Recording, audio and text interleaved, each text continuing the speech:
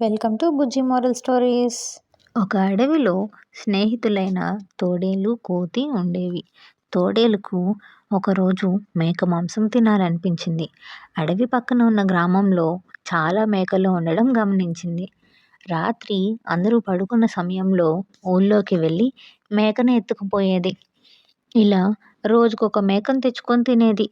ఇదంతా గమనించిన కోతి, రోజుకొక మేకను ఎలా తెచ్చుకుంటున్నావు అని అడిగింది. దానికి తోడేలు, ఈరోజు రాత్రి నువ్వు కూడా నాతో రా, నీకు చూపిస్తా అని చెప్పింది. అప్పటికే ఊళ్ళో చాలా మేకలు కనిపించకుండా పోవడంతో ప్రజలు కాపలా కాస్తూ ఉన్నారు. ఈ విషయం తెలియని తోడేలు, కోతి ఊర్లోకి ప్రవేశించాయి. మేకల మందులోకి వెళ్ళగానే అప్పటికే కాపుగాసిన జనం తోడేలు, కోతిని పట్టుకొని చెట్టుకు కట్టేశారు. నాకేమీ తెలీదు, కేవలం తోడేలతో పాటు వచ్చాను అని కోతి చెప్తుంది.